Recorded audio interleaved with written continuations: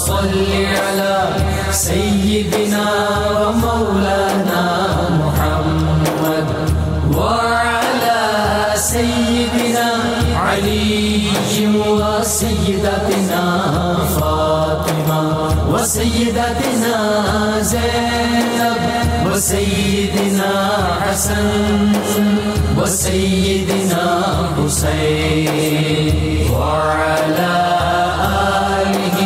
وصحبه وبارك وسلم الحمدللہ رب العالمین والصلاة والسلام علی سید الانبیاء والمرسلین اللہم صلی علی سیدنا و مولانا محمد وعلی آلہ واصحابہ وبارک وسلم وصلی علیہ۔ دنیا کے تمام دیکھنے والوں، تمام چاہنے والوں، تمام پیار کرنے والوں اور جہاں جہاں تک اس وقت میری آواز کو سنا اور مجھے دیکھا جا رہا ہے، جنید اقبال کی جانب سے انتہائی محبت کے ساتھ السلام علیکم۔ ناظرین کرام، ایک بار پھر پر نور صبح میں صبح نور کے ساتھ میں آپ کو خوش آمدید کہتا ہوں، اور آئیے بلا توقف چلتے ہیں حضرت ابو انیس محمد برکت علی علیہ رحمہ کی تالیف اسماء النبی الکریم صلی اللہ علیہ وآلہ وسلم سے رسول اللہ صلی اللہ علیہ وآلہ وسلم کا ایک اسم مبارک سیدنا المیسر صلی اللہ علیہ وآلہ وسلم، ہمارے سردار آسانیاں پیدا فرمانے والے، درود و سلام بھیجے اللہ آپ صلی اللہ علیہ وآلہ وسلم، آپ صلی اللہ علیہ وآلہ وسلم کے آل پاک اور صحابہ کرام رضوان اللہ تعالیٰ علیہم اجمعین پر۔ اللہ تبارک و تعالیٰ کا ارشاد ہے کہ اللہ تعالیٰ تمہارے حق میں آسان چاہتا ہے اور تمہارے لیے دشواری نہیں چاہتا۔ اسی طرح ناظرین حضرت ابو موسیٰ اشعری رضی اللہ تعالیٰ عنہ بیان کرتے ہیں کہ رسول اللہ صلی اللہ علیہ وآلہ وسلم نے ارشاد فرمایا کہ لوگوں کے درمیان آسانی پیدا کرو، لوگوں کے درمیان آسانی پیدا کرو اور سختی نہ کرو، اور خوشی کو عام کرو اور دینی امور میں تنگی پیدا کر کے لوگوں کے درمیان نفرت نہ پھیلاؤ۔ آج ٹیلی ویژن اسکرین کے اس طرف جو لوگ موجود ہیں، میں ان سے گزارش کرنا چاہتا ہوں صاحب کہ آج بس ہمیں اپنا وقت دے دیجئے، یہ جو 1 گھنٹہ قریب یہ آج ہمارے ساتھ گزار لیجئے، کیونکہ آج ناظرین اللہ پر توکل کے حوالے سے بات ہونے والی ہے، آج اللہ پر یقین کے حوالے سے بات ہونے والی ہے، آج اللہ پر ایمان کے حوالے سے بات ہونے والی ہے، اور موضوع ہے قرآن و سنت کی روشنی میں پتھروں کی حقیقت اور توہم پرستی۔ یعنی آج جو تصور ہمارے یہاں بہت عام ہے صاحب کہ ہم اگر کوئی نگینہ اپنی انگلی میں پہن لیں یا کسی پتھر کو اپنے گلے میں لٹکا لیں تو ہمارے بہت سے بگڑے ہوئے کام بن جاتے ہیں۔ ایسا ہوتا ہے نا ناظرین، ایسا ہوتا ہے کہ صاحب ہماری سوچ یہ ہوتی ہے کہ ہمیں کوئی بہت اچھا سا روبی جسے یاقوت کہتے ہیں، بہت اچھا سا سفائر جسے نیلم کہتے ہیں، بہت اچھا سا ڈائمنڈ، برازیل کا ڈائمنڈ مل جانا چاہیے، بہت اچھا سا ایمرلڈ کوئی ہمیں دے دے، سواد کا کوئی جسے پنہ کہتے ہیں اردو میں، یعنی سواد کا پنہ مل جائے، پنشیر کا پنہ مل جائے، کوئی بہت اچھا سا ہمیں موتی لا کر دے دے، کوئی بہت اچھا سا ہمیں کورل لا کے دیتے جسے مرجان کہتے ہیں، قرآن میں بھی اس کا ذکر آتا ہے۔ یعنی 3 پتھروں کا آپ کو پتہ ہے قرآن میں ذکر آتا ہے، ایک یاقوت کا، ایک پرل کا جسے لولو کہتے ہیں، اور ایک مرجان کا جسے کورل کہتے ہیں، یعنی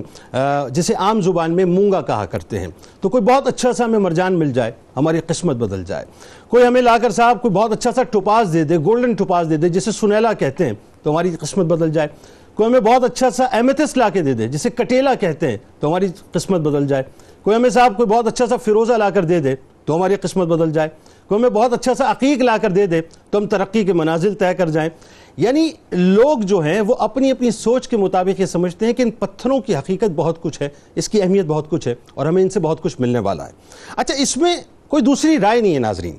کہ پتھروں کا جہاں ذکر آتا ہے تو سب سے پہلے جو ہماری ایک مسلمان کی حیثیت سے توجہ جاتی ہے وہ ایک ایسے پتھر کی طرف جاتی ہے کہ جسے لمس مصطفیٰ صلی اللہ علیہ وآلہ وسلم عطا ہوا ہے، جسے دنیا حجر اسود کہتی ہے، جسے دیکھ کر سیدنا عمر فاروق رضی اللہ تعالیٰ عنہ نے فرمایا تھا کہ پتھر، میں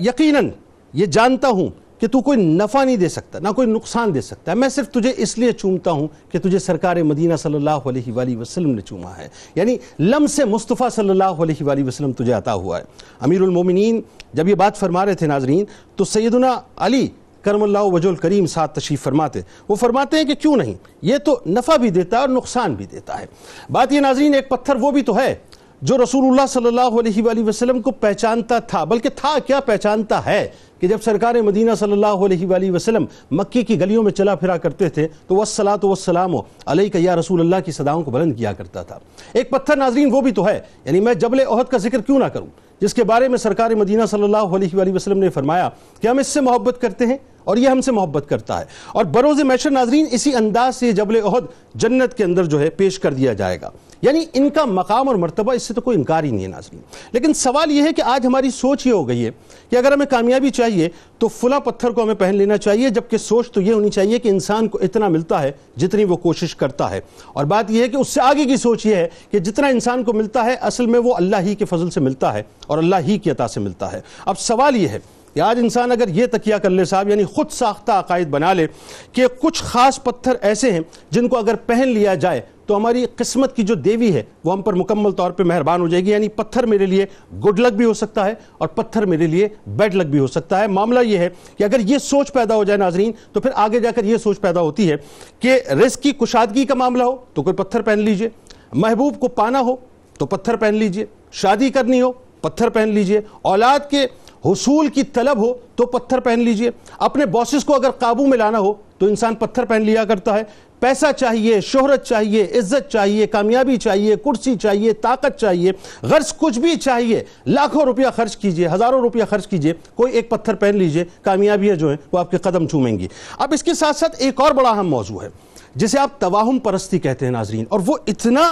ریلیونٹ ہے، اتنا ٹچی ہے صاحب کہ آج اس پہ کلام ہونا چاہیے کہ بنیادی طور پہ ہمارے عقائد اتنے متزلزل کیوں ہو گئے۔ یعنی معاملہ یہ ہے کہ اگر کوئی شخص یہ دیکھتا ہے کہ جوتے پہ جوتا اگر رکھ دیا تو اس کا مطلب یہ ہوا کہ نحوست پیدا ہو جائے گی، اگر یہ دیکھتے ہیں کہ جی صاحب شام کو جو ہے وہ جھاڑو دے دی تو نحوست پیدا ہو جائے گی، اگر دودھ جو ہے وہ گر گیا گھر کے اندر تو خرابی پیدا ہو جائے گی۔ صورتحال یہ ہے کہ اگر کوئی کالی بلی راستہ کاٹ کے چلی جائے تو اس کا مطلب یہ ہے کہ آج کا دن اچھا نہیں گزرے گا۔ کسی شخص سے ہمیں بلا وجہ نفرت ہے، اس کی شکل اگر صبح نظر آ گئی تو ہم یہ سوچ بنا لیتے ہیں کہ آج کا دن تو ہمارا مکمل طور پہ برباد ہو گیا۔ کسی شخص نے اگر پیچھے سے ہمیں آواز دے دی اس کا مطلب یہ ہے کہ آج تباہی جو ہے ہمارا انتظار کر رہی ہے۔ کوئی خرگوش ہمارے آگے سے چلا گیا تو صاحب آج تو قسمت کی دیوی ہم پر مہربان ہو جائے گی۔ کوئی پرندہ اگر دائیں جانب اڑ گیا تو بہت بہتر ہے، بائیں جانب چلا گیا تو اس کا مطلب یہ ہے کہ برا شگون ہے۔ شیشہ اگر ہمارے سامنے ٹوٹ جائے تو اس کا مطلب آج اچھی بات نہیں ہے۔ نمک اگر ہمارے سامنے بکھر جائے تو ہم یہ کہتے ہیں کہ صاحب بہت برا ہو گیا۔ بلی اگر رونا شروع کر دے رات کو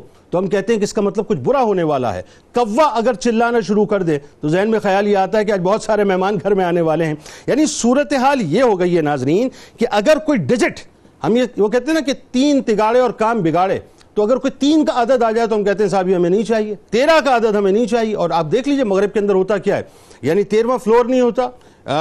13 عدد کے حوالے سے کوئی روم نہیں ہوگا، یعنی وہ اتنا اس عدد کو منحوس سمجھتے ہیں۔ تو دیکھنا صاحب یہ ہے کہ آج جو ہماری سوچ ہے بنیادی طور پہ، کیا ہمارے عقائد، ہمارا ایمان یا ہمارا تیقن آ کر ان پتھروں کے اندر قید ہو کے رہ گیا ہے، یا ہماری سوچیں اس حوالے سے آ گئی ہیں کہ یہ بلیاں، یہ خرگوش، یہ کوے جو ہیں یہ بنیادی طور پہ ہماری تقدیر کا فیصلہ کریں گے، یا تقدیر کا فیصلہ کرنے والا اصل اللہ تبارک و تعالیٰ ہے۔ آج اس پہ کلام کرنا ہے، بہت ضروری ہے ناظرین کہ ہم اپنے عقائد کی سمجھ کو انتہائی درست کریں۔ ہمارے ساتھ اس وقت کراچی اسٹوڈیوز میں 2 شخصیات تشریف فرما ہیں۔ پہلی محترم جناب ڈاکٹر عمیر صدیقی صاحب اور دوسری شخصیت محترم جناب مفتی شاہد مدنی صاحب، اور لاہور اسٹوڈیوز میں اس وقت ہمارے ساتھ موجود ہیں محترم جناب علامہ ذوالفقار مصطفیٰ ہاشمی صاحب۔ آپ تینوں کو میں خوش آمدید کہتا ہوں، السلام علیکم۔ وعلیکم السلام۔ آغاز کرتے ہیں ڈاکٹر صاحب آپ سے، اور سب سے پہلے تو یہ کہ قرآن پاک میں جو پتھروں کا ذکر آیا ہے میں چاہتا ہوں ذرا اس کی تفصیلات بیان کیجئے، اور پتھروں کا ذکر کرنے کا مقصد بنیادی طور پہ اللہ کے نزدیک کیا ہے، یہاں سے آغاز۔ بسم اللہ الرحمن الرحیم۔ اللہ تبارک و تعالیٰ کی تمام تر مخلوقات میں انسان بھی ہیں، جنات بھی ہیں، فرشتے بھی ہیں، نباتات بھی ہیں اور جمادات بھی ہیں، اور اللہ رب کریم نے اپنی تمام تر مخلوقات اور موجودات کا اپنے ساتھ ایک ربط قائم رکھا ہوا ہے۔ اب اندازہ کیجئے کہ اس کائنات کی ہر شے میں اسی لیے شعور موجود ہے، اور ہر چیز اللہ تبارک و تعالیٰ کی تسبیح کر رہی ہے، ٹھیک ہے، اگرچہ وہ بے جان پتھر ہی کیوں نہ ہو۔ واہ! قرآن مجید میں اللہ تبارک و تعالیٰ ارشاد فرماتا ہے وَإِن مِّن شَيْءٍ إِلَّا يُسَبِّحُ بِحَمْدِهِ، کہ کائنات میں کوئی چیز ایسی نہیں ہے جو اللہ تبارک و تعالیٰ کی حمد و ثنا کے ساتھ اس کی پاکیزگی بیان نہ کر رہی ہو۔ سبحان اللہ۔ آپ دیکھیے قرآن مجید میں اللہ رب کریم نے مقام ابراہیم کے بارے میں ارشاد فرمایا جو ایک پتھر کا ٹکڑا ہے جو جنت سے لایا ہوا پتھر ہے، سبحان اللہ، اور جس لمحے اس پتھر کو اللہ تبارک و تعالیٰ کے جلیل القدر نبی کے قدموں سے نسبت حاصل ہوئی، اللہ تبارک و تعالیٰ نے اسے ایسی زندگی عطا فرمائی کہ وہ لفٹ کی طرح اوپر اور نیچے بھی ہوتا تھا اور خانہ کعبہ کا طواف بھی کرتا تھا، نشانی بن گیا نا، وہ نشانی بن گیا۔ فرمایا فیہ آیات بینات مقام ابراہیم، فرمایا کہ یہ اللہ تبارک و تعالیٰ کی نشانی ہے۔ اور ایک اور جگہ فرمایا کہ واتخذوا من مقام ابراہیم مصلی، اب اس پتھر کو اپنی جائے نماز بنا دیا۔ کیا بات! پھر آپ دیکھیے کہ دوسری طرف ہمیں یہ معلوم ہوتا ہے کہ یہ پتھر اللہ تبارک و تعالیٰ کی رحمت اور عذاب کی نشانی بھی ہیں۔ سورۃ الفیل میں ارشاد فرمایا کہ ترمیہم بحجارۃ من سجیل، کہ وہ پرندے جو پتھر لے کر آئے تھے اپنے پیروں میں وہ پکی ہوئی مٹی کی مانند تھے اور وہ بالکل ایک گولی کی طرح سے لوگوں پر برس رہے تھے۔ پھر ایک اور جگہ ارشاد ہوتا ہے کہ اللہ تعالیٰ فرماتا ہے کہ وَأَمْطَرْنَا عَلَيْهِمْ حِجَارَةً مِّن سِجِّيلٍ، تو پتہ ہی چلا کہ یہ پتھر اللہ تبارک و تعالیٰ کی طرف سے بطور عذاب کے نازل بھی ہوتے ہیں۔ پھر قرآن مجید میں میں ایک ایسے پتھر کا ذکر کروں کہ جس کو حضرت موسیٰ علیہ السلام کے عصا سے نسبت ہوئی تو اس نے پانی جاری کر دیا۔ کیا بات ہے! فرمایا کہ وَإِذِ اسْتَسْقَىٰ مُوسَىٰ لِقَوْمِهِ، کہ جب موسیٰ علیہ السلام نے اپنی قوم کے لیے اللہ تبارک و تعالیٰ سے پانی طلب کیا تو قرآن مجید میں اللہ نے فرمایا کہ فَقُلْ نَضْرِبْ بِعَصَاكَ الْحَجَرَ، کہ اے موسیٰ علیہ السلام آپ اپنے عصا سے اس پتھر پر ضرب ماریں۔ تو اس ضرب مارنے کا اثر یہ ہوا کہ فَانْفَجَرَتْ مِنْهُ اثْنَتَ عَشَرَةَ عَيْنًا، اللہ تبارک و تعالیٰ فرماتا ہے کہ بنی اسرائیل کے 12 ٹرائبز کے لیے 12 چشمے جاری ہو گئے۔ سبحان اللہ۔ پھر اسی طرح سے آپ اندازہ کیجئے کہ آپ نے یاقوت اور مرجان کا ذکر کیا، کأنہن الیاقوت والمرجان یخرج منہم اللؤلؤ والمرجان، لیکن 3 پتھر اور ہیں کہ جن کا قرآن میں ایک اور جگہ ذکر ہوا، اور وہ بہت قابل توجہ بات اس لیے ہے کہ یہ پتھر اللہ تبارک و تعالیٰ کا عرفان رکھتے ہیں۔ تو فرمایا کہ ثم قست قلوبکم من بعد ذلک فہی کالحجارۃ، فرمایا کہ تمہارے دل اس کے بعد ایسے سخت ہو گئے کہ گویا کہ وہ پتھر ہو گئے۔ فرمایا کہ او اشد قسوہ، یا پتھروں سے زیادہ سخت ہو گئے۔ کیوں؟ فرمایا کہ پتھروں کے اس اعتبار سے 3 قسمیں ہیں۔ فرمایا کہ وَإِنَّ مِنَ الْحِجَارَةِ لَمَا يَتَفَجَّرُ مِنْهُ الْأَنْهَارُ، بعض پتھر ایسے ہیں کہ اللہ کے خوف سے ان میں نہریں جاری ہو جاتی ہیں۔ فرمایا وَإِنَّ مِنْهَا لَمَا يَشَّقَّقُ فَيَخْرُجُ مِنْهُ الْمَاءُ، کچھ پتھر ایسے ہیں کہ شق ہو جاتے ہیں، فق ہو جاتے ہیں، اور پھر اللہ تبارک و تعالیٰ کے خوف سے ان میں سے پانی جاری ہو جاتا ہے۔ وَإِنَّ مِنْهَا لَمَا يَهْبِطُ مِنْ خَشْيَةِ اللَّهِ، اور کچھ پتھر ایسے ہیں کہ جو پہاڑوں سے کچھ پتھر لڑک جاتے ہیں، ہم بظاہر کہہ رہے ہیں کہ لینڈ سلائیڈنگ ہو گئی ہے، لیکن پروردگار عالم فرماتا ہے کہ يَهْبِطُ مِنْ خَشْيَةِ اللَّهِ، وہ اللہ کے خوف سے نیچے گر پڑتے ہیں۔ یہاں بات روکیں گے ذرا سا اور بات آگے بڑھائیں گے۔ کتنی، میں آپ کو بتاؤں یہ بات جو آپ نے جو عقدہ اس وقت حل کیا ہے لینڈ سلائیڈنگ کے حوالے سے، ہم جب بھی بات کرتے ہیں صاحب یہ لینڈ سلائیڈنگ ہو گئی، پتھر جو ہے گر گئے، لیکن وہ اللہ کے خوف سے بنیادی طور پہ گرا کرتے ہیں۔ مفتی صاحب اب اس میں دیکھیں 3 پتھروں کا ذکر آ گیا، یاقوت کا ذکر آ گیا جسے روبی کہتے ہیں، لولو کا ذکر آ گیا جسے پرل یا موتی کہتے ہیں، مرجان کا ذکر آ گیا، اچھا جی اب کورل جسے کہتے ہیں۔ اب سوال یہ ہے کہ اس کی تاثیر پہ تھوڑی سی بات کر لیتے ہیں کہ کیا وجہ ہے، اللہ تبارک و تعالیٰ نے ہمیں کوئی اس میں انٹیوشن دی ہے کہ جی اس میں تمہارے لیے کوئی فائدے ہیں، یا نعمتوں کے انداز سے اس کو گنوایا ہے؟ یہاں سے ذرا کنٹینیو کرتے ہیں بات۔ بسم اللہ الرحمن الرحیم، هو القادر هو الحق هو المعین۔ بہت شکریہ۔ دیکھیں تاثیر کے حوالے سے مسلمانوں کا یہ عقیدہ ہے کہ مؤثر حقیقی صرف اللہ کی ذات ہے، یعنی جتنی بھی اشیاء میں تاثیر ہے وہ تاثیر اللہ تبارک و تعالی پیدا فرماتا ہے، اور اسلام اتنا واضح دین ہے کہ جس میں کسی طرح کا تردد و تشکک اور کسی طرح کا ابہام اور پوشیدگی نہیں ہے، ہر چیز کو واضح انداز میں دلائل واضحہ کے ساتھ بیان کر دیا گیا۔ قرآن کے فہم کے لیے نبی کریم علیہ افضل الصلاۃ والتسلیم کی احادیث مبارکہ ہیں۔ پہلا سوال یہ اٹھتا ہے کہ کیا نبی کریم علیہ افضل الصلاۃ والتسلیم نے کوئی پتھر زیب انگشت فرمایا یا نہیں؟ اس میں ہمیں ایک حدیث مبارکہ صحیح مسلم شریف میں ملتی ہے، حضرت انس بن مالک رضی اللہ عنہ راوی ہیں، آپ کہتے ہیں کہ ان النبی صلی اللہ علیہ وسلم لبس خاتم فضۃ، کہ نبی کریم صلی اللہ علیہ وسلم نے چاندی کی انگوٹھی زیب انگشت فرمائی، فی یمینہ اپنے سیدھے ہاتھ میں، فیہ فص حبشی، جس میں حبشی پتھر تھا، ٹھیک ہے، اس کا مطلب یہ ہوا، جی ہاں، اس کا مطلب یہ ہوا کہ انگوٹھی پہننا یہ سنت ہے، ٹھیک ہے، اور اس میں اگر ایک پتھر ہے، ایک نگینہ ہے، تو یہ بھی سنت ہے۔ ٹھیک ہے، دیکھیں انگوٹھی پہننا یہ ایک الگ معاملہ ہے، اور اس پتھر میں تاثیر کا ہونا یہ ایک الگ معاملہ ہے۔ ہم یہ کہتے ہیں کہ آپ پہنیے، برکت کے لیے پہنیے، اس نیت سے پہنیے کہ آپ سنت پر عمل کر رہے ہیں، اللہ آپ کو برکت عطا فرمائے گا۔ لیکن اگر آپ یہ نظریہ رکھتے ہیں کہ اس پتھر سے میری قسمت بدل جائے گی، اس پتھر سے میرا رشتہ ہو جائے گا، اس پتھر کی وجہ سے میرا رزق بہت زیادہ وسیع ہو جائے گا، تو اسلام میں اس طرح کا کوئی بیان نہیں ہے۔ اس پہ تو میں بات کرنا چاہوں گا مفتی صاحب، لیکن میں چاہتا ہوں اس سے پہلے تھوڑی سی اور کلیئرٹی لوگوں کو دیں کہ قرآن و سنت کی روشنی میں جو تاثیر ہے پتھر کے حوالے سے، یعنی اتنے جو 3 پتھروں کا ایک تو خاص طور پہ ذکر،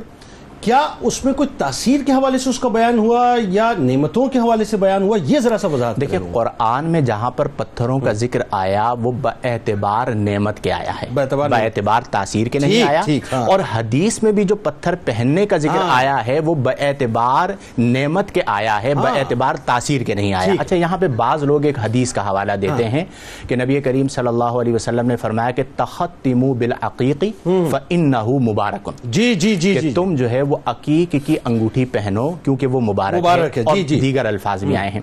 اب یہاں پر 2 طبقہ علماء ہیں۔ پہلا طبقہ علماء کا وہ ہے جو یہ کہتے ہیں کہ یہ حدیث مبارکہ ضعیف ہے کم از کم، اور ایک طبقے نے تو اسے موضوعات میں شمار کیا، علامہ ابن جوزی نے اسے موضوعات میں شمار کیا، لیکن اکثر علماء کا اتفاق اس بات پر ہے کہ یہ حدیث مبارکہ ضعیف ہے۔ ضعیف ہونے کا معنی کیا ہے کہ اس سے استدلال نہیں ہو سکتا۔ 2 چیزیں ہوتی ہیں، ایک ہوتی ہے قطعیت، یعنی کوئی شخص یہ کہے کہ جی آپ یہ پتھر پہنیے آپ کا رزق وسیع ہو جائے گا، آپ کو کس نے بتایا؟ آپ یہ پتھر پہنیے آپ کی شادی ہو جائے گی، آپ کو کس نے بتایا؟ کیونکہ قطعیت کے لیے وہی درکار ہے، اور نبی کریم علیہ افضل الصلاۃ والتسلیم کی احادیث مبارکہ میں ہمیں ایک مقام پر بھی اس طرح کا فرمان نہیں ملتا۔ اس کا مطلب یہ ہوا کہ پتھر پہننے کی یا انگوٹھی پہننے کی حیثیت اس طرح ہے جس طرح لباس ہے، یعنی حرام نہیں ہے، زیبائش ہے۔ اگر میں اس بات کو یوں لوں کہ سرکار مدینہ صلی اللہ علیہ وآلہ وسلم نے اپنی انگشت مبارک میں جو انگوٹھی مبارک پہنی اور اس میں جو نگینہ مبارک، کیونکہ نسبت مصطفیٰ سے ہر چیز مبارک ہو جاتی ہے، میں تو اس کو اس طرح دیکھتا ہوں، تو جو انگشت مبارک میں انگوٹھی مبارک جو ہے پہنی اور اس میں جو نگینہ مبارک جو ہے وہ لگایا گیا، وہ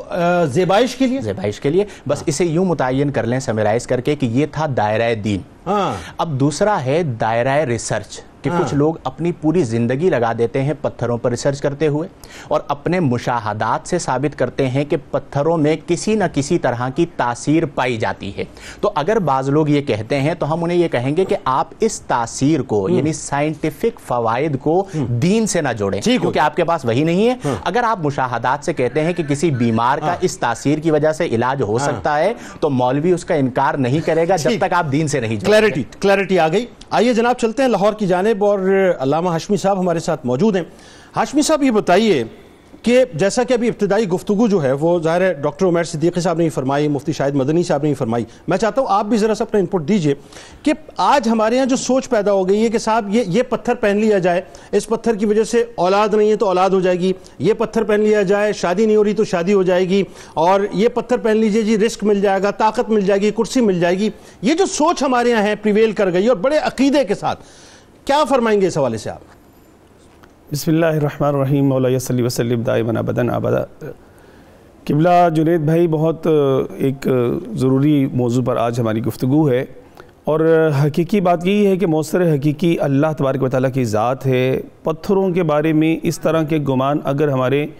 گمان تک ہوں، ہمارے ظن تک ہوں، تو اس پر تو کوئی شریعت مطہرہ جو ہے وہ قدغن نہیں لگاتی ہے، لیکن اگر اس کو اس انداز سے کہہ لیجیے کہ اپنایا جائے کہ ان کو مؤثر اس انداز سے مانا جائے کہ میں نے یہ پہن لیا تو بس اب مجھے اس کی یہ تاثیر مل کر رہے گی اور اس کی وجہ سے مطلب میں جو ہے وہ زندگی میں بلندیاں عروج پاؤں گا، یا جیسے جو چیزیں آپ نے کہیں رشتوں کے حوالے سے، اولاد کے حوالے سے، تو ان چیزوں کو اس انداز سے مؤثر سمجھنا، اس کو بہرحال شرک تک جو ہے وہ تعبیر کیا جاتا ہے ہے کہ اللہ تبارک و تعالیٰ کی ذات اقدس کو چھوڑ کر کہ جو مؤثر حقیقی ہے اور جس کی طرف سے تمام تقدیریں، وہ کاتب تقدیر ہے، اس کی طرف سے تمام تقدیریں نافذ ہوتی ہیں، ہر اچھائی اور برائی اس کی طرف سے آتی ہے، ہر خیر اور شر اس کی طرف سے ہے، تو یہ تمام امور جو ہیں ان کو رب تعالیٰ عز و جل کی طرف سے جاننا یہ ہمارے ایمان کی اساس اور بنیاد ہے۔ حضور علیہ السلام کی تعلیمات مقدسہ اور قرآن حکیم فرقان مجید کے آیات بینات سے اگر ہم دیکھیں گے تو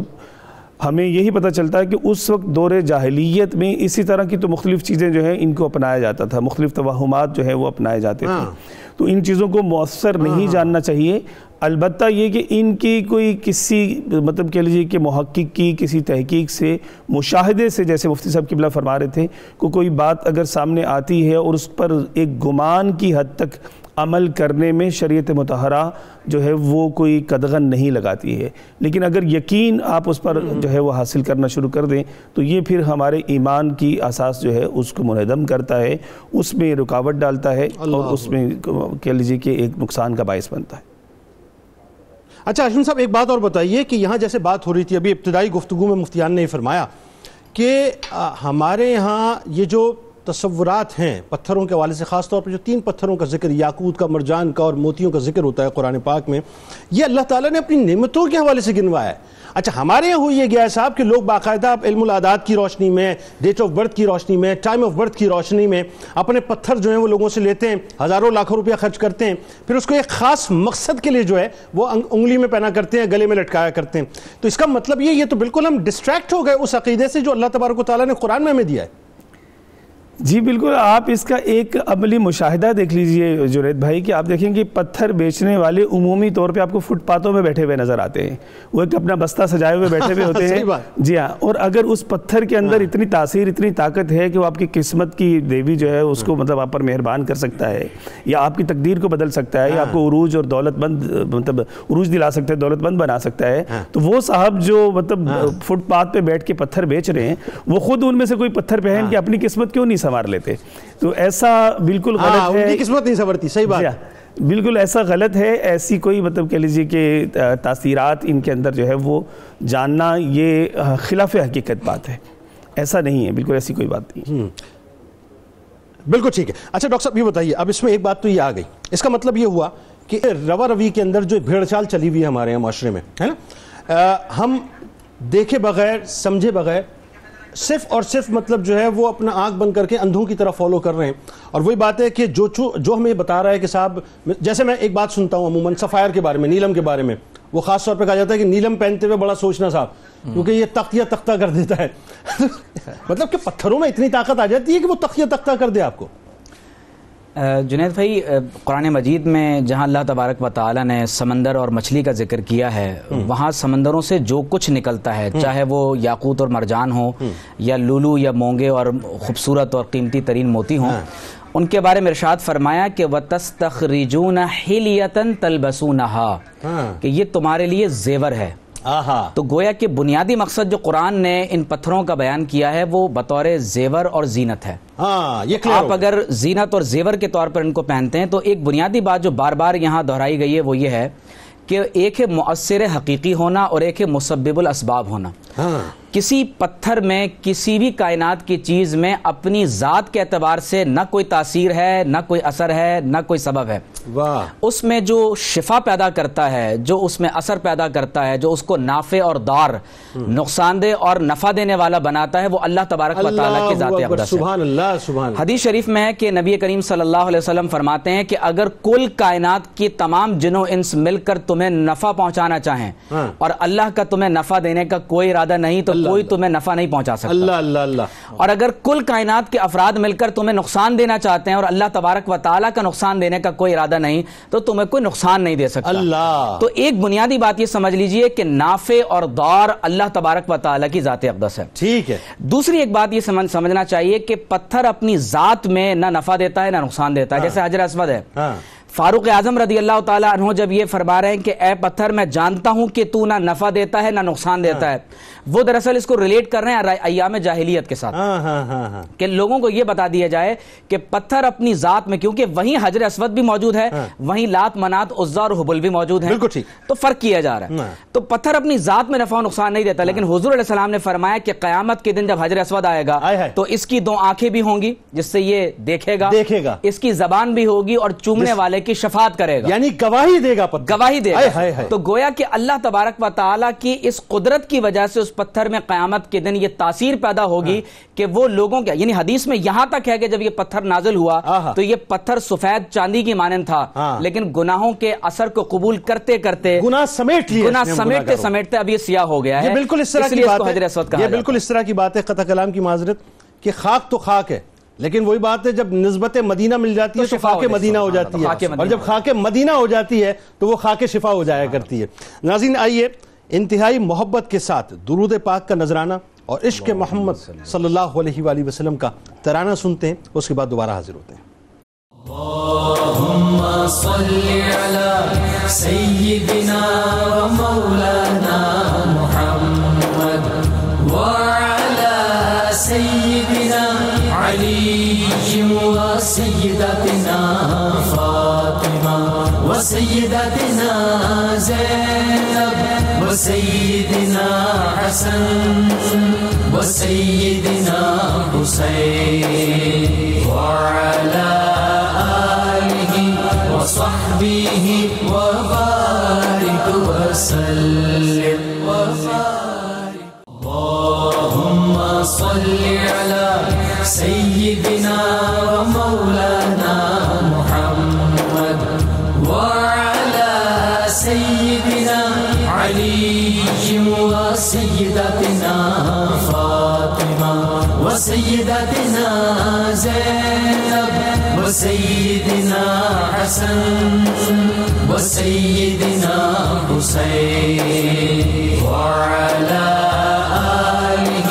وصحبه وبارك وسلم وبارك. خوش آمدید خواتین و حضرات، ایک بار پھر ناظرین صبح نور میں حاضر خدمت ہوں، اور میں اس سے قبل کے مفتیان کی جانب چلوں ایک بات میں آپ سے عرض کرنا چاہتا ہوں. میں عموماً اس بات کو سوچتا تھا، لیکن آج بہت کلیئرٹی اس حوالے سے آ گئی کہ یہ جو بھی اذکار ہمیں پتھروں کے حوالے سے قرآن پاک میں ملتے ہیں، چاہے اس میں آپ یاقوت کی بات کریں جسے روبی کہتے ہیں، آپ اسے لولو کی بات کریں جسے آپ پرل کہتے ہیں، موتی کہتے ہیں، یا مرجان کی بات کریں جسے آپ کورل کہتے ہیں، یہ سب اللہ کی نعمتیں ہیں ناظرین. یہ ہماری زیبائش کے لیے، ہماری خوبصورتی کو بڑھانے کے لیے ہیں. لیکن وہ لوگ جو کہ میں ان سے مخاطب ہوں اس وقت خاص طور پہ، جو ہزاروں لاکھوں روپیہ صرف اس بات پہ خرچ کرتے ہیں کہ صاحب ہمیں اگر ترقی چاہیے تو ہمیں کسی سے جو ہے وہ سجیسٹ کروا لینا چاہیے کہ ہمیں کون سا پتھر پہننا چاہیے. ہم اپنی ڈیٹ آف برتھ بھی بتاتے ہیں، اپنا پلیس آف برتھ بھی بتاتے ہیں، ٹائم آف برتھ بھی بتاتے ہیں، پھر وہ ایک سرٹن ٹائم کے بعد ہمیں سجیسٹ کرتے ہیں کہ آپ کو یہ پتھر پہننا چاہیے، جب آپ یہ پتھر پہن لیں گے تو ترقی کے مدارج آپ طے کر لیں گے. آپ کو کوئی سیٹ چاہیے، آپ کو طاقت چاہیے، آپ کو کرسی چاہیے، آپ کو ترقی چاہیے، آپ کو شہرت چاہیے، آپ کو نام چاہیے، مقام چاہیے، کچھ بھی چاہیے، آپ باقاعدہ جیسے ڈاکٹر کے پاس جا کے انسان پرسکرپشن لکھواتا ہے، ایسے آپ پرسکرائب کرواتے ہیں کہ ہمیں یہ پتھر پہن لینا چاہیے. وہ کہتے ہیں ہاں جی پہن لینا چاہیے. اس کے بعد آپ اس کو اس تیقن سے پہن لیتے ہیں کہ اب تو ترقی کے راستے میرے کھل جائیں گے. ایک لمحے ناظرین سوچیے گا، ذرا بہت غور سے، بہت توجہ سے اس بات کو سوچیے گا کہ آپ بنیادی طور پہ خدا نہ خواستہ ایسا تو نہیں کہ کہیں اپنے ایمان کو شیکی کر کے آتے، اپنے ایمان کو متزلزل کر کے آتے ہیں. خدا نہ خواستہ ایسا تو نہیں کہ اللہ پر آپ کا توکل اور یقین کم ہو جاتا ہے اور پتھر کے اوپر آپ کا توکل اور یقین زیادہ ہو جاتا ہے کہ ابھی تک جتنی بھی رکاوٹیں تھیں اب اس پتھر کی وجہ سے جو ہے وہ میں ساری رکاوٹوں کو دور کر دوں. یعنی دوسرے لفظوں میں پتھر کے ذریعے سے میں اپنی رکاوٹوں کو دور کر کے ترقی کے منازل طے کر لوں گا. یاد رکھیے گا ناظرین، رب قادر ہے، وہ مسبب الاسباب ہے. وہی بات ہے، وہ چاہے تو خاک میں شفا دے دے اور خاک ایسی شفا بن جائے کہ رہتی دنیا تک جو ہے لوگ پکار اٹھیں. لہٰذا اپنے رب کو ناراض مت کیجیے. پتھروں پر یقین کرنے کی بجائے اگر ہم اپنے رب پر توکل کرنا شروع کر دیں تو ہمارے بہت سے مسائل ویسے ہی حل ہو جائیں. مفتی صاحب کیا فرمائیں گے؟ اب تھوڑا سا بات کو آگے بڑھاتے ہیں. ایک تو پتھروں کے حوالے سے تو ظاہر بہت بات ہوئی اور بہت کلیئرٹی سے بات ہوئی. اب جو اگلا فیز ہے وہ یہ تھا کہ بلی اور کالی بلی راستہ کاٹ کے چلی گئی، دن خراب ہو گیا. اچھا جی، وہ کوے نے آ کے جو ہے وہ کائیں کائیں کرنا شروع کر دی، مہمان آنے والے ہیں، خرگوش سامنے سے گزر گیا، بہت اچھا دن گزرنے والا ہے، شام کو جھاڑو پھیر دی، لو جی پتہ چلا ساری برکتیں آپ نے پھیر کے ایک طرف گھر سے باہر نکال دی. یہ جو اس جوتا الٹا گر گیا تو مصیبت ہے، سیدھا آ گیا تو کچھ معاملہ ہے. یعنی صورتحال یہ ہے کہ ہم اسی مخمصے میں الجھے رہتے ہیں کہ جی یہ ہو گیا تو یہ ہو جائے گا، یہ ہو گیا تو یہ ہو جائے گا. یہ تو کلی طور پہ توہم پرستی نہیں ہے. اگر توہم پرستی ہے تو پھر ذرا اس کو ڈیفائن کریں کہ وہ ہے کیا بنیادی طور پہ. بسم اللہ الرحمن الرحیم. دیکھیں نبی کریم علیہ افضل الصلاۃ والتسلیم کی بعثت مبارکہ کا ایک بنیادی مقصد معاشرے سے ضعیف الاعتقادی کو ختم کرنا تھا. ٹھیک ہے. آپ جانتے ہیں کہ جس معاشرے میں اعتقاد کمزور ہو اسے مس گائیڈ کرنا آسان ہوتا ہے. اگر آج ہم اپنے پاکستانی معاشرے کو دیکھیں تو بہت سارے مقامات پر مس گائیڈ اس وجہ سے ہوتے ہیں کہ لوگوں میں اب بھی توہم پرستی اور ضعیف الاعتقادی موجود ہے. صحیح. مومن کا معنی کیا ہے کہ وہ اللہ کی ذات پر ایمان لایا اور اس نے اللہ کی ذات پر توکل کیا. ٹھیک ہے. توکل کا معنی کیا ہوا کہ اپنے معاملات کو اللہ کے سپرد کر دیا. ٹھیک. تو جب اللہ کے سپرد کر دیا تو اب اس کا دل جو ہے مطمئن ہونا چاہیے کہ میرا جو معاملہ ہے وہ میرے رب کے سپرد ہے. ٹھیک ہے. قرآن کریم فرقان حمید میں اللہ تبارک و تعالی نے فرمایا قل اے محبوب صلی اللہ علیہ وسلم آپ ارشاد فرما دیجئے لن یصیبنا ہمیں ہرگز نہیں پہنچے گا. حرف لن نفی تاکید کے لیے آتا ہے کہ ہمیں ہرگز نہیں پہنچے گا الا مگر وہی ما کتب اللہ لنا جو اللہ نے لکھ دیا، جو مال اللہ نے لکھ دیا، جو عزت اللہ نے لکھ دی، جو عہدہ اللہ نے لکھ دیا، جو مقام اللہ نے لکھ دیا، جو شان اللہ نے لکھ دی. بس یہ وہ نعمت ہے جنید بھائی کہ جو آپ کو مطمئن کر دیتی ہے. آج جن میں تذبذب و تشکک پایا جاتا ہے وہ توکل میں کمزور ہوتے ہیں. اور اللہ نے خود فرمایا کہ وَعَلَى اللَّهِ فَلْيَتَوَكَّلِ الْمُؤْمِنُونَ اور اللہ پر ہی ایمان والوں کو چاہیے کہ وہ توکل کریں. اچھا ایک بات یہاں پہ وضاحت ساتھ ساتھ ضمن سوال ہے، بات آپ آگے بڑھائیے کہ بہت سے لوگ ایسے بھی ہوتے ہیں. دیکھو میں نے کہا نہیں تھا وہ کالی بلی گزر گئی تھی نا، یہ ہو گیا. دیکھو میں کہہ رہا تھا تم سے کہ وہ مطلب وہ جو برابر والی پڑوسن آئی تھیں وہ آ کے گئی، دیکھو مسئلہ ہو گیا نا، ان کے قدم جو ہیں وہ منحوس تھے معاذ اللہ. تو اس طرح کی سوچ ہمارے یہاں پیدا ہو گئی ہے کہ وہ پھر وہ جسٹیفائی بھی کرتے ہیں اس بات. جی ہاں، چونکہ مشاہدات بار بار کرتے ہیں اور بچپن سے بڑھاپے تک سنتے آ رہے ہوتے ہیں تو وہ اتنا پختہ ہو جاتا ہے کہ عملی طور پر انکار نہیں کرتے. اس طرح کی بہت سی افکار دور جاہلیت میں بھی تھی. مثلا سفر کو منحوس سمجھا جاتا تھا، سفر کے حوالے سے بتائیے، الو کو منحوس سمجھا جاتا تھا، بدفعلی کو جو ہے وہ لیا جاتا تھا. تو نبی کریم صلی اللہ علیہ وسلم نے فرمایا لا سفرہ، واضح انکار فرمایا سفر کچھ نہیں ہے. اس کو ہم اگر معنوی طور پر لیں تو یوں لیں گے کہ کالی بلی کا سامنے سے گزرنا کچھ نہیں ہے حدیث کے مطابق. ولا طیرتا، بدفعلی کچھ نہیں ہے. ولا حامتا، الو کے اندر کوئی منحوسیت نہیں ہے. تو نبی کریم صلی اللہ علیہ وسلم نے ان ضعیف الاعتقادات کو ختم کیا. آج ہمارے معاشرے میں اس طرح کی بہت ساری مثالیں آپ نے انٹرو میں ذکر کی ہیں. یہ تمام کی تمام توہم پرستی پر مشتمل ہیں. ہمارا پرابلم یہ ہے کہ ہم قرآن نہیں پڑھتے. ایک طرف رب فرما رہا ہے کہ تمہیں ہرگز نہیں پہنچے گا مگر وہی جو میں نے لکھ دیا ہے. تم بلی کے پیچھے جا رہے ہو، تم جو ہے وہ بہت ساری چیزوں کو اپنے ذہنوں میں بٹھا کر جو ہے وہ غلط راہوں پر چل رہے ہو. یہ بیسیکلی مربی کی بھی ذمہ داری ہوتی ہے، ماں باپ کی بھی ذمہ داری ہوتی ہے کہ وہ بچپن سے اپنی اولاد کے ذہن میں قرآن و سنت کی تعلیمات کو بٹھائیں کہ بیٹے ان تمام چیزوں کا کوئی عمل دخل نہیں ہے. اساتذہ کی ذمہ داری ہوتی ہے کہ وہ عوام کے ذہن میں ان چیزوں کو بٹھائیں. لیکن ہمارے درمیان کچھ ایسے لوگ ہیں جو چاہتے ہیں کہ یہ قوم متوہم المزاج رہے تاکہ ہم اپنے فوائد حاصل اس پہ کرتے ہیں گفتگو. علامہ ہاشمی صاحب یہ بتائیے، عرب کے معاشرے میں بھی تو یہی ہوتا تھا نا، اور اسی طرح سے جو ہے وہ اپنے بدفعلیاں لی جاتی تھیں. اگر آپ ہندوستان کے کلچر کو دیکھیں آج بھی وہاں پر صورتحال یہی ہے کہ جی وہ اسی طرح سے جو ہے توہم پرستی کا شکار جو ہے وہ قوم نظر آتی ہے. تو کہیں ایسا تو نہیں کہ جس کلچر سے ہم ظاہر نکلے ہیں یا ایک سرٹن ٹائم تک ہم نے جو ہے وہ اس سوسائٹی میں گزارا ہے، تو کہیں ایسا تو نہیں کہ اس کا رنگ اتنا غالب ہو گیا کہ جس کی وجہ سے آج ہر بات کو جو ہے وہ ہم اسی انداز سے لکھتے ہیں، یعنی اف، اگر، مگر، بٹ، پرمتو، لیکن، یہ ساری باتیں جو ہیں ہماری گفتگو کے اندر شامل ہیں کہ اگر ایسا ہو گیا تو ایسا ہو جائے گا، ایسا ہوا ہے تو ایسا ہو جائے گا. جی بالکل، اس کے اثرات تو ہمیں مختلف جہت سے اپنی سوسائٹی پر نظر آتے ہیں، اور جس کا ایک بہت بڑا حصہ جو ہے وہ بدفعلی کے حوالے سے بھی ہے حالانکہ پیارے کریم آقا صلی اللہ علیہ وسلم کی سنن ابو داؤد شریف میں حدیث پاک میں پیارے آقا صلی اللہ علیہ وسلم نے 3 مرتبہ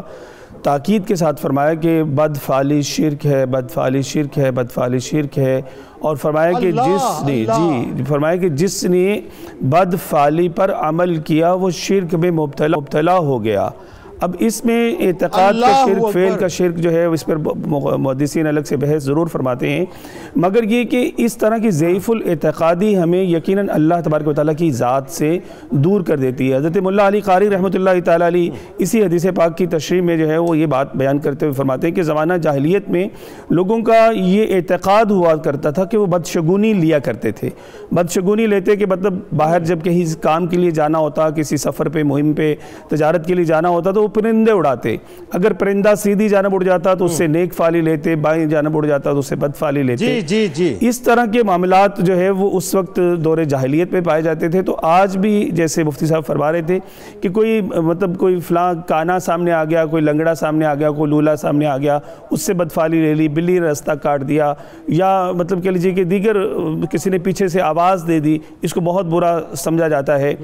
یہ سارے معاملات جو ہیں یہ ہمارے اندر اعتقاد میں موجود ہیں، لیکن ان کو اصل چیز یہ ہے کہ اس سے ہمیں چھٹکارا حاصل کرنا چاہیے۔ مولا علی قاری رحمۃ اللہ تعالیٰ علیہ کی بات میں کر رہا تھا تو انہوں نے فرمایا کہ اس کے تقاضوں کے مطابق اگر کسی نے اپنی ان بدفعلیوں پر عمل کیا تو وہ شرک میں مبتلا ہو گیا، اور فرمایا کہ اس سے شرک خفی کہا جاتا ہے۔ اگر کسی شخص نے یہ عقیدہ رکھا کہ یہ اس سبب سے مجھے نقصان پہنچے گا یا اس سبب سے مجھے فائدہ پہنچے گا تو اس نے اس چیز کو مطلب پھر کہہ لیجئے کہ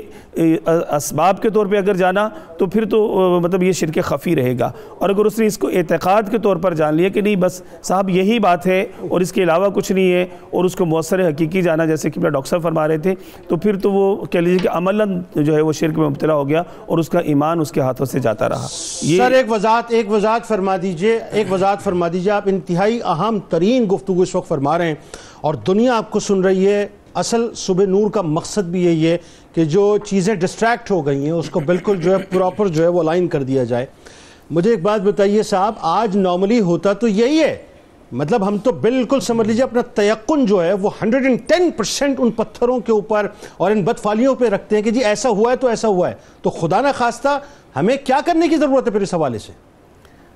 اس حوالے سے ہمیں ضرورت ہے، میں اس پہ بات کرتا ہوں کہ جیسے پیارے آقا صلی اللہ علیہ وسلم نے صلح حدیبیہ کے موقع پر جو ہے وہ صحابی رضی اللہ عنہ حضرت خالد بن جہنی رضی اللہ عنہ فرماتے ہیں کہ ہمیں پیارے آقا صلی اللہ علیہ وسلم نے نماز فجر پڑھائی، اور نماز فجر پڑھانے کے بعد حضور صلی اللہ علیہ وسلم نے اپنا رخ پر انوار صحابہ کرام رضوان اللہ تعالیٰ اجمعین کی طرف کیا اور فرمایا کہ تمہیں پتہ ہے تمہارا رب کیا فرماتا ہے؟ صحابہ کرام نے عرض کیا یا رسول اللہ صلی اللہ علیہ وسلم، اللہ اس کے رسول صلی اللہ علیہ وسلم بہتر جانتے ہیں۔ فرمایا کہ تمہارا رب یہ فرماتا ہے کہ آج بعض لوگوں نے اس حالت میں صبح کی کہ ان کا ایمان ان کے ہاتھوں سے جاتا رہا اور بعض نے اپنے ایمان کی مضبوطی حاصل کر لی۔ عرض کیا گیا یا رسول اللہ صلی اللہ علیہ وسلم وہ کیسے؟ تو حضور صلی اللہ علیہ وسلم نے ارشاد فرمایا کہ وہ لوگ کہ جنہوں نے یہ بات جانی کہ فلاں ستارہ فلاں ساتھ جو ہے وہ ساعت میں آ گیا تھا جس کے سبب سے گزشتہ رات بارش ہوئی، تو ان کا ایمان برباد ہوا، اور جنہوں نے اس بارش کے ہونے کو اللہ تبارک و تعالیٰ کی طرف سے جانا، اس کی رحمت سے جانا، تو ان کا ایمان مضبوط ہوا۔ اس پر بھی حضرت علامہ مولانا شریف الحق امجدی رحمۃ اللہ تعالیٰ علیہ جو ہے وہ تشریح کرتے ہوئے فرماتے کہ اگر ان چیزوں کو فقط ایک علامات کے طور پر جانا جائے اور ان کو قرائن کے طور پر لیا جائے تو ایسا کرنے میں تو حرج نہیں ہے، لیکن ان کی تاثیرات کو اس انداز سے اگر لے لیا جائے کہ ایسا ہوا تو ایسا ہوگا، ایسا ہوا تو ایسا ہوا ہے، اس کو مطلب اس پر یقین حاصل کر لیا جائے، اس کو سبب نہ سمجھا جائے بلکہ اس کو جو ہے وہ مسبب سمجھ لیا جائے، تو ایسا جو ہے وہ پھر مطلب ہمارے ایمان کو وہ برباد کر دیتا ہے، ایسا درست نہیں ہے۔ ٹھیک، بالکل ٹھیک ہے۔ ڈاکٹر صاحب ایک بات ہی بتائیے، اب دیکھیں اس کا ایک اور پہلو آ گیا، یعنی پر ایمان رکھنا خدا نہ خواستہ یا یہ بدفعلیوں پہ جو ہے وہ اپنا بالکل یقین رکھنا کہ جی ایسا ہوا تو ایسا ہوا، جیسا کہ بھی ہاشمی صاحب فرما رہے تھے، اس سے بہتر یہ نہیں ہے کہ ہم اس بات پہ توجہ دیں کہ وہ ہے نا کہ وہ ایک سجدہ جسے تو گراں سمجھتا ہے 1000 سجدوں سے دیتا ہے آدمی کو نجات،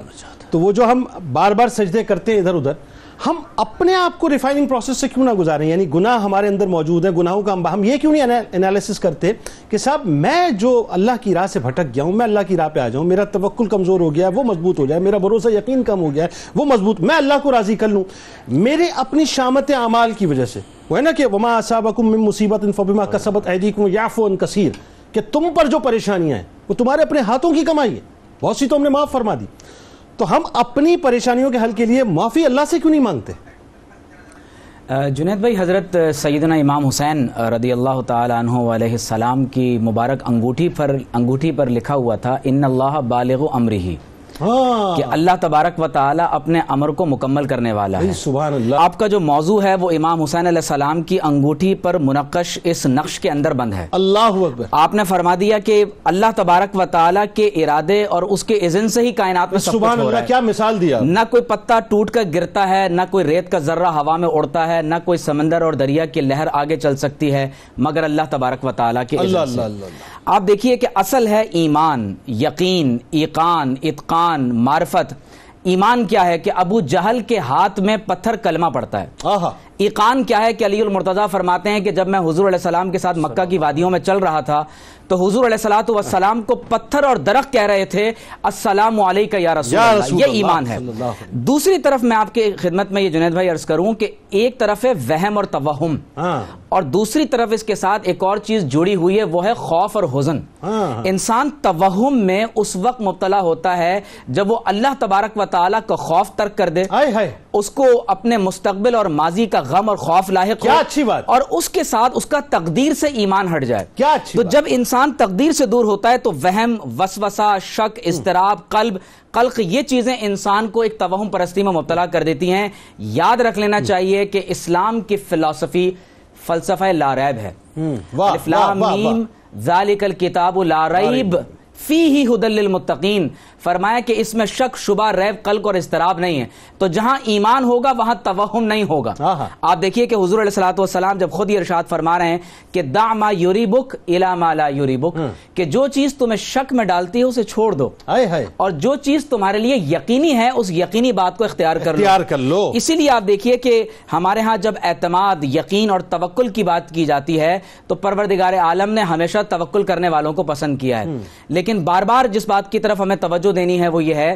کہ اعقلھا وتوکل۔ ایک صحابی نے جب اپنا اونٹ نہیں باندھا تو حضور علیہ السلام نے اپنا اونٹ باندھا اور پوچھا کہ اونٹ باندھوں یا نہ باندھوں، اللہ پر توکل کروں؟ تو فرمایا کہ اعقلھا وتوکل، پہلے اپنا اونٹ باندھ لو اور پھر اللہ تبارک و تعالیٰ پر توکل کرو۔ توکل کی سائنس ہی یہی ہے۔ بالکل ایسا ہی ہے۔ موسیٰ علیہ السلام جب ایک دوائی استعمال کرتے ہیں تو شفایاب ہو جاتے ہیں، جب دوبارہ خود استعمال کرتے ہیں تو شفایاب نہیں ہوتے۔ تو اللہ رب کریم کی طرف سے وہی ہوتی ہے کہ ان جڑی بوٹیوں میں شفا نہیں، شفا ڈالنے والا تو اللہ تبارک و تعالیٰ۔ اس کا مطلب یہ ہوا، مفتی صاحب ابھی بتائیے لوگوں کو، اس کا مطلب یہ ہوا صاحب کہ بنیادی طور پہ ہمیں اللہ سے اس طرح سے رجوع کرنا چاہیے جیسے رجوع کرنے کا حق ہے، ایسا ہی ہے نا؟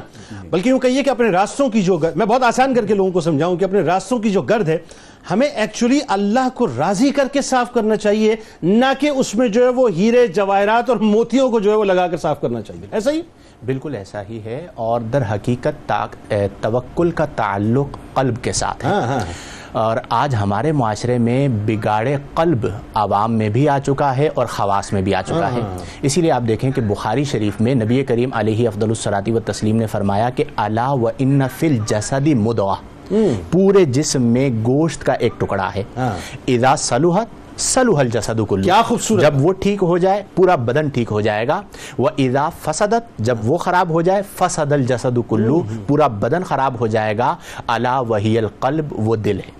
دل کے بگاڑ ہی بگڑتا ہے آدمی، جس نے اسے سنبھال لیا وہ سنبھل گیا۔ تو توکل جب قلب میں آئے گا تو ہم سنبھل جائیں گے، ہمیں غیر ضروری فکریں لاحق نہیں ہوں گی، ہمارا ایمان اللہ کی ذات پر موجود ہوگا۔ تو ہمیں بار بار اپنے قلب کی طرف توجہ کرنی چاہیے۔ ہم ظاہر کو دیکھ رہے ہوتے ہیں، اللہ تعالیٰ ہمارے دل کو دیکھ رہا ہوتا ہے کہ یہ بھروسہ مجھ پر کر رہا ہے یا نوکری پہ کر رہا ہے، یہ بھروسہ مجھ پر کر رہا ہے یا میرے بندوں پر کر رہا ہے۔ اور نبی کریم صلی اللہ علیہ وسلم نے فرمایا کہ ان اللہ لا ينظر الى صورکم،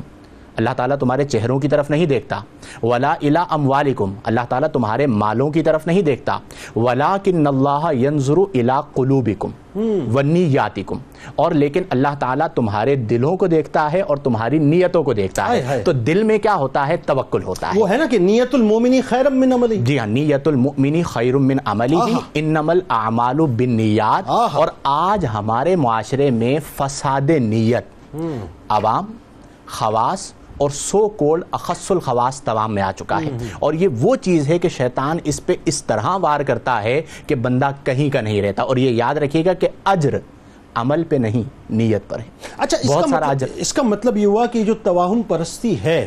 اس کا مطلب یہ ہوا کہ یہ ضعیف الاعتقادی کو بھی بہت زیادہ جنم دے دیتی ہے، بہت زیادہ، اور یہ نسلوں کو برباد کر دیتی ہے۔ آپ دیکھیں ایمان کا معنی کیا ہے؟ اللہ پر یقین۔ جب تمہارا اللہ پر یقین ہے تو بلی سے ڈرنا کیوں؟ جب تمہارا اللہ پر یقین ہے تو پتھر پر ایمان کیوں؟ جب تمہارا اللہ پر یقین ہے تو لوگوں کا خوف کیوں؟ مومن تو ہوتا ہی وہ ہے کہ جو صرف اپنے رب سے ڈرتا ہے۔ تو گویا کہ ہم یہ کہیں گے کہ جس میں توکل آ جاتا ہے اس کے دل سے ساری مخلوقات کا خوف نکل جاتا ہے، پوری دنیا کی لالچ نکل جاتی ہے، وہ کسی کی طرف نہیں دیکھتا۔ وہ غالباً ابھی آپ ایک شعر پڑھ رہے تھے کہ وہ ایک سجدہ جسے تو گراں سمجھتا ہے ہزار سجدوں سے دیتا ہے آدمی کو نجات۔ اور جب متوکل ہو جائے بندہ تو پھر اس کے ارادے میں پختگی آتی ہے، اور جب ارادے میں پختگی آ جائے تو ارادے جن کے پختہ ہوں، نظر جن کی خدا پر ہو، کیونکہ متوکل جو ہے وہ لوگوں کی طرف نہیں دیکھتا، وہ اپنے رب کو دیکھتا ہے، تو پھر تلاطم خیز موجوں سے وہ گھبرایا نہیں کرتے۔ اچھا وہ علامہ صاحب، میں علامہ ہاشمی صاحب آپ سے مخاطب ہوں، مجھے بتائیے کہ سرکار علیہ السلام کی ایک حدیث کا مفہوم یہ بھی تو ملتا ہے نا کہ غافل دل سے دعا مت کرو، یہ سرکار نے تعلیم فرمائی ہے۔ مجھے ایسا لگتا ہے کہ ہم نے جو رابطہ اللہ سے قائم کرنا چاہیے تھا، جو ہمیں، کیونکہ اس رابطے کی وجہ سے ہم ضابطے میں ہوتے، مصیبت یہ ہوئی ہے، مجھے ایسا لگتا ہے، may be I am wrong, میری تصحیح فرمائیے گا آپ، میری رہنمائی فرمائیے گا، مجھے ایسا لگتا ہے کہ اگر وہ رابطہ اس انداز سے ہوتا جس طرح سے ہونا چاہیے تھا تو ہم ضابطے میں ہوتے، چونکہ رابطہ اس انداز سے نہیں ہوا تو ہم ضابطے سے باہر ہو گئے، پھر ہمارے ایقان اور یقین جو ہیں وہ انہی توہم پرستیوں میں جو ہے وہ غرق ہو کے رہ گئے۔ جی ہاں قبلہ جنید بھائی، اصل چیز یہ ہے کہ اس میں آج کے معاشرے میں سب سے زیادہ جو کردار اس چیز کو مطلب کہہ لیجیے کہ پروان چڑھانے میں ادا کر رہے ہیں وہ پیشہ ور عامل حضرات ہیں، جو فال کی کتابیں لے کے فٹ پاتھوں پر بیٹھے ہوتے ہیں، طوطے لے کے بیٹھے ہوتے ہیں، اور لوگ جاتے ہیں اور جا کر ان سے وہ تو اپنے توہمات کی تسکین کا جو ہے وہ سامان حاصل کرتے ہیں۔ ہمیں اس چیز کو بھی دیکھنا ہوگا، مطلب ان کے اپنے طوطے اڑے ہوئے ہوتے ہیں، وہ طوطے لے کے بیٹھے ہوتے ہیں۔ جی ہاں بالکل، جس کو اس کی اپنی قسمت، وہی بات ہے کہ وہ فٹ پاتھ پہ بیٹھا ہوا ہے، وہ دوسروں کی قسمت کا جو ہے وہ پتہ دے رہا ہوتا ہے۔ اور دوسرے نمبر پھر آپ یہ دیکھیے کہ جی ہاں اس میں پھر دوسرے نمبر پر یہ بھی ہے کہ اگر ہم اس کے حوالے سے دین کی تعلیمات کو دیکھتے ہیں تو سیدی اعلیٰ حضرت رحمۃ اللہ تعالیٰ علیہ سے اس حوالے سے سوال کیا گیا، دو سوال مختلف ہیں۔ ایک تو یہ کہ بعض لوگ آپ دیکھیں کہ قرآن پاک سے فعال نکالتے ہیں، حالانکہ قرآن اس لیے نہیں ہے اور اس فعال کو ناجائز قرار دیا گیا، شرعاً یہ درست نہیں ہے۔ اور دوسرے نمبر پر یہ ہے کہ بعض مختلف اور طریقوں سے فعال نکالتے ہیں کہ میرا یہ کام ہو جائے گا نہیں ہو جائے گا، میں امتحان میں پاس ہو جاؤں گا نہیں ہو جاؤں گا، اس قسم کی چیزوں میں پڑھ کے مطلب بجائے اس کے کہ وہ اللہ تبارک تعالیٰ کی ذات پر بھروسہ توکل کر کے محنت پہ مطلب لیس للانسان الا ما سعی پر یقین رکھتے ہوئے آگے بڑھنے کی کوشش کریں۔ وہ شارٹ کٹس، مطلب ہمارے ہاں یہ چیز جو ہے وہ فروغ پا گئی ہے کہ ہم شارٹ کٹس کی طرف جاتے ہیں اور ان شارٹ کٹس میں پڑھ کے مطلب ناکامیاں اپنا مقدر کر لیتے ہیں۔ تو آپ سے پوچھا گیا کہ مطلب کیا بڑی امپورٹنٹ بات آپ کر رہے ہیں۔ جی ہاں، ایک بندہ جو ہے وہ فعال نکالتا ہے، لوگ اس کے پاس جاتے ہیں اور جا کر پوچھتے ہیں میری شادی یہاں ہو جائے گی نہیں ہو جائے گی، اور مطلب میری یہ نوکری مل جائے گی نہیں مل جائے گی، فلاں فلاں مطلب میرا ویزا لگ جائے گا نہیں لگ جائے گا، کینیڈا کا مجھے ریزیڈنشل جو پرمٹ ہے وہ مل جائے گا نہیں مل جائے گا۔ تو یہ ساری باتیں مطلب غیب کی ہیں اور غیب کی باتیں بتانے والے فٹ پاتھوں پہ بیٹھے ہوئے ہوتے ہیں، اور یہ حضور علیہ السلام کی احادیث طیبات کے مطابق یہ کفر ہے۔ ان باتوں پر اگر کسی نے وہ اس کو یقین کی حد تک جو ہے وہ سچ سمجھ کے بات بتاتا ہے تو وہ ایسا کہنے والا کافر ہو گیا، اور اگر یقین کی حد تک نہیں بھی بتاتا تو پھر بھی وہ معصیت کا جو ہے وہ ارتکاب کرنے والا ہے۔ وہ بتانے والا بھی معصیت کا مرتکب ہے، اور اگر یقین کر کے بتا رہا ہے تو وہ کافر ہو گیا، اور جو پوچھنے والا ہے وہ بھی اگر یقین کر کے جاتا ہے۔ اور آپ دیکھیے کبھی قریت کے اس صورتحال کو دیکھیے تو آپ کو اندازہ ہوگا کہ لوگ یہ جو عامل پیشہ ور عامل ہوتے ہیں، ان کے سب سے زیادہ مطلب کہہ لیجیے کہ سوشل میڈیا پہ پرنٹ میڈیا میں ان کے مطلب آپ دیکھیں کہ لاکھوں روپے کے اشتہارات چھپتے ہیں اور وہ لوگوں کو مطلب اپنی طرف مائل اور قائل کر رہے ہوتے ہیں۔ یہ معاشرے میں مطلب اس طرح کی ایک بد اعتقادی اور بے اعتقادی اور توکل کو ختم کرنے والے نظریات کو فروغ دے رہے ہیں۔ اس کو ہمیں مطلب ذاتی طور پہ بھی، اور جو اس کے لیے مطلب ہماری جو قانون نافذ کرنے والی قوتیں ہیں اور گورنمنٹ ہے حکومت ہے، ان کو بھی اس کا ضرور سدباب کرنا چاہیے۔ دوسرے نمبر پر یہ ہے کہ پیارے آقا صلی اللہ علیہ وسلم کی تعلیمات مقدسہ کی طرف جب ہم رجوع کرتے ہیں تو پیارے آقا صلی اللہ علیہ وسلم کی تعلیمات مقدسہ میں ہمیں یہ چیز جو ہے وہ مطلب ملتی ہے کہ ہمیں کسی بھی ضعیف الاعتقادی کی طرف مائل نہیں ہونا ہے۔ ہمیں حضور علیہ السلام کی تعلیمات سے اللہ تبارک و تعالیٰ کے مؤثر حقیقی اور مسبب الاسباب ہونے کا جو سبق ملتا ہے، اس چیز کو اگر ہم مد نظر رکھ کے اپنی چیزوں کا ترجیحات کا تعین کریں گے تو آپ دیکھیں کہ ہمارے ہاں پھر یہی ہوگا کہ صبح گھر سے نکلتے وقت جو بندہ جو ہے وہ بسم اللہ توکلت علی اللہ لا حول ولا قوت الا باللہ کی دعا پڑھ کے نکلتا ہے تو فرمان مصطفیٰ صلی اللہ علیہ وسلم ہے کہ وہ صحیح سلامت گھر لوٹے گا. اس پر ہم یقین نہیں کر رہے ہیں, لیکن رستے میں جو چیل گوشت بیچ رہا ہے اس سے 10 روپے کا 20 روپے کا 12 روپے کا گوشت لے کے, وہ گوشت کے جو اللہ کے نام پہ صدقہ کر رہے ہیں, جس کو کوئی جانور بھی کھانا پسند نہیں کرتا, اللہ کے لیے تو حالانکہ حکم ہے کہ سب سے بہترین صدقہ کیا جائے, تو وہ جو ستھرا مال صدقہ کیا جائے, وہ بدبودار گوشت ہم دے کے ہم سمجھتے ہیں کہ ہم آفات و بلیات سے محفوظ ہو گئے. یہ 3 کلمات ہم یاد نہیں کرتے اور اللہ کی بارگاہ کی طرف رجوع نہیں لاتے ہیں. صبح فجر کی نماز اٹھ کے پڑھ کے مطلب اللہ تعالیٰ کی بارگاہ میں 2 سجدے کر کے دعا کر کے اپنے لیے رحمت اور برکت طلب نہیں کرتے ہیں, لیکن یہ کہ کسی مطلب فقیر بابے کو جو ہے وہ چند ٹکے ٹکا کے تو ہم یہ سمجھتے ہیں کہ اس نے جو مطلب ہمارے طرف ہاتھ کا اشارہ کر کے دعا دے دی ہے تو اس سے ہماری تقدیر بدل جائے گی. تو وہ یہ سارے جو شارٹ کٹس ہم نے اختیار کر لیے, اس نے ہمیں اللہ تعالیٰ کی ذات سے دور کر دیا, اسلام کی اصل تعلیمات اور پیغام سے دور کر دیا. ٹھیک علامہ صاحب, بہت بہت شکریہ, بہت بہت شکریہ, آپ ہمارے ساتھ تشریف فرما رہے, آپ دو کا بہت بہت شکریہ, آپ ہمارے ساتھ تشریف فرما رہے, اور بہت ہی سحر حاصل گفتگو ناظرین آج ہو گئی. اللہ کرے کہ ہم اپنے ایمان کو سلامت رکھیں اور اپنے رب کو راضی کر لیں. جو اپنے رب کو راضی کر لے گا, میں سمجھتا ہوں کہ پھر اسے کسی بات کی محتاجی نہیں ہوگی. صاحب نکلیے ان باتوں سے, ان پتھروں کے پیچھے دوڑنے سے, ان بدفعلیوں سے نکلیے. اصل راستہ اللہ کا ہے, اللہ کو راضی کیجئے. اللہ چاہے گا منصب بھی مل جائے گا, اللہ چاہے گا شہرت بھی مل جائے گی, اللہ چاہے گا عزت بھی مل جائے گی, اللہ چاہے گا اولاد بھی مل جائے گی, اللہ چاہے گا رزق بھی مل جائے گا, اللہ چاہے گا تو سب کچھ مل جائے گا. اور رب اگر نہیں چاہے گا تو پھر کوئی کچھ بھی کر لے, کوئی پتھر آپ کو فائدہ نہیں دے سکتا. بہت مختصر سی بات ہے, اللہ کرے کہ میری بات آپ تک پہنچ جائے. جناب چلتے ہیں کتاب الشفا کی جانب. فراخی رزق کا وظیفہ ہے, بہت توجہ سے سنیے. جو شخص یہ چاہے کہ اس کے رزق میں اضافہ اور برکت ہو جائے تو کثرت کے ساتھ اللہ تعالیٰ کے اسم مبارک یا رزاقوں کا ورد کرتا رہے, انشاءاللہ اس کے رزق میں برکت ہو جائے گی. حضرت علی کرم اللہ وجہہ الکریم فرماتے ہیں کہ اے بندگان خدا, اپنے تمام کاموں میں اللہ پر بھروسہ رکھو,